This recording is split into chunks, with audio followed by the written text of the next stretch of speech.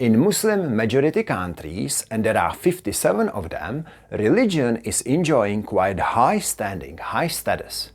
There are almost 2 billion Muslims, 1 in 4 people is Muslim. And many of these countries are located in environmentally challenging areas, such as deserts of the Middle East, low-lying Bangladesh, disappearing Maldives because of the sea level rise. And these areas are even more challenged because of the climate change. Now, I'm convinced that if you want to integrate sustainability principles in these Muslim-majority countries, you have to do it through religion, because it's universally recognized in these countries, and the impacts of climate change are felt even more. So in this video, I'm going to share with you one ancient horticultural technique on whose principles this embedding, this integration of sustainability in these Muslim-majority countries can be made. Let's do it. Hi, I am Jan from sustainablebutterflies.com.au. On the screen you see my 5 pillars of sustainability. Now, you might be thinking, what have you been smoking? Are you crazy? How can you choose a horticulture technique and use it for integrating sustainability principles in Muslim-majority countries? Islam, sustainability and horticulture. Where is the connection point? That ancient horticulture technique is called grafting. Grafting is a technique of joining 2 parts of the same type of plant, not 2 different type of plant together, where you want to join forces of some strong or desirable attribute of the bottom part, which is called the rootstock, with the top part, which is called the scion. And you join these 2 parts in a way that they become one plant and continue to grow as one plant. I'll give you an example. Imagine that you have a passion fruit vine growing in your yard. It's growing quite well. It's fast, it's vigorous, it covers the fence, it casts shade, it creates some privacy because it covers the fence, it blocks the sunlight. You love it. You love your passion fruit vine, but it doesn't bear sweet fruit. The fruit is pretty bad. So what do? Well, you can get rid of the whole passion fruit vine and grow a new passion fruit vine from the seed or from the seedling, from the small plant, to create a new beautiful green wall, right? That would bear fruit. But that's gonna take a long time, right?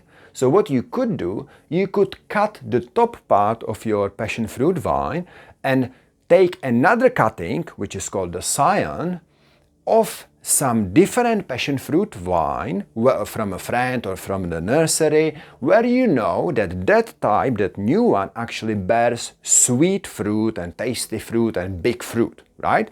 You take the cutting and you graft it onto your existing rootstock of your existing passion fruit vine. You do it in a way that they join together and they continue to grow as one, and then you will have strong and vigorous growth from the existing rootstock, and you will have sweet and beautiful passion fruit. Or another example of grafting. Let's say, for argument's sake, that you have an orchard. It's an apple orchard, but it burns down completely. There is a huge fire and the trees are completely burned. The trees aren't going to recover, but the rootstock underneath the ground might be healthy.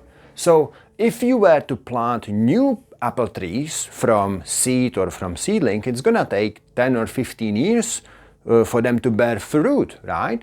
So what you could do, you could cut the trunks at the trunk level and do a bark graft.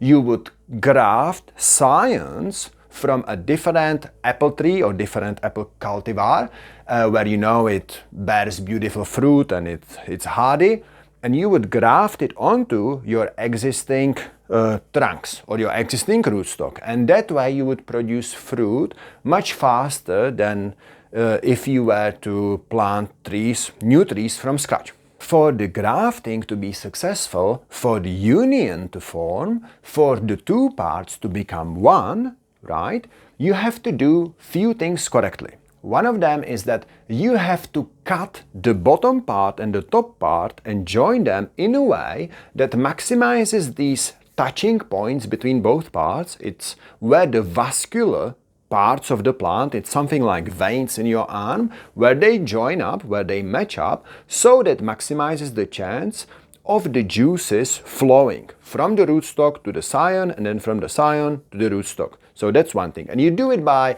a angle, the angle cut, which is called slant cut or triangular cut for bark grafting, and various other techniques. So that's one thing. The other thing you need to do is you need to make sure that your rootstock and the scion are similar, right? Similar in kind. So, for example, you can match various cultivars of apples or passion fruit, or even things like oranges with mandarins and lemons, because they are similar plants. But you can't graft, say, apple scion onto orange rootstock, right?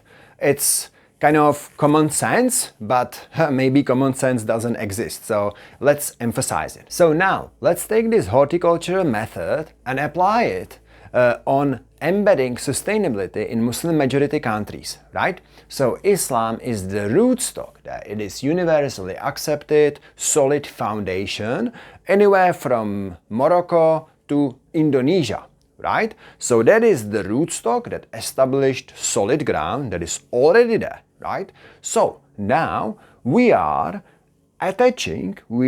matching this foundation, this rootstock, with a new desirable quality, which is the equivalent that you have your existing passion fruit vine, but it doesn't bear fruit. So you graft a type of passion fruit vine which you know that bears sweet fruit. That's what we need, desirable quality, we need sustainability, we need it more, we need climate change action, and you know, there are almost 2 billion Muslim people living in these challenging landscapes and environments, right? So we graft it onto the established religious rootstock. But remember, we have to do, this is critical, we have to make sure that the grafting is done in a way that these two parts become one, they meet at the right spots, they match up, so that the juices flowing are flowing from the rootstock to the scion, and from the scion to the rootstock, right? So how do we do it? How do we match them up? What are these connection points? Because remember, for the graft to be successful, they have to become one. It's not an add-on. It is one integral part where you join two parts of the similar, not too different, type of plant together, and they continue to grow as one. That is a union. That's what we are after. These matching points, these connection points, could be objectives of sustainability and objectives of Islam, Islamic principles. So zakat, for example, is one of the 5 principles of Islam. It is compulsory almsgiving, charitable donations that all financially capable Muslims must give, right? So that's one. That is one core principle of the rootstock, right? Of the rootstock, which is Islam and its principles and its laws. And then you can match the new sustainability, the scion, through something like sustainable development goals, which are also universally recognized, just as zakat, the principle of Islam, is universally recognized in Muslim majority countries. Sustainable development goals have, one of the 17 goals is no poverty, which is goal number 1. Goal number 2 is zero hunger, and then you have many other goals that are related to it. So you can match this zakat principle, charitable compulsory donations, with the goal number 1, no poverty, goal number 2, zero hunger. And that could be one of the connection points between this rootstock and this scion, which is the new desirable quality. And you need to find more than one, obviously, but you find 10, 15 strong, legitimate, universally recognized and accepted, and can't be bullshit. It's got to be real, it's got to be grounded in these principles deeply, right? And then it gives you a way, it gives you a mechanism, it gives you a framework, it gives you an approach for talking to these people in, there's across societies. We're talking almost 2 billion people that could give them a way of doing sustainability. They might not care about carbon emissions or methane emissions. They might not understand the stratospheric composition and ocean acidification, right?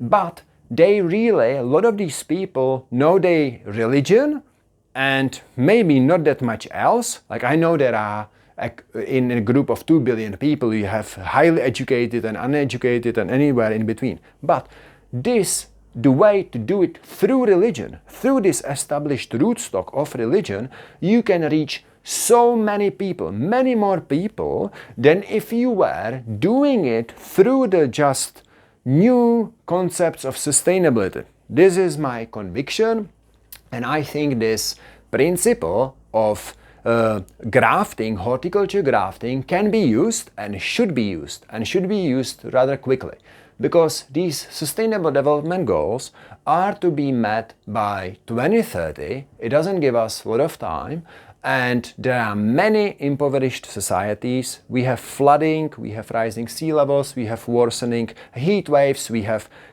freshwater scarce regions such as Middle East. So we should be using this strong established Islamic foundation as a rootstock and graft the scion, which is sustainability, onto it to form a strong, very powerful union for them to become one and continue to grow as one. And this is my belief. And if you enjoyed this video, thank you for watching. Give it a thumbs up or subscribe, because that will make the video more available to more people. And you have a great day. Bye.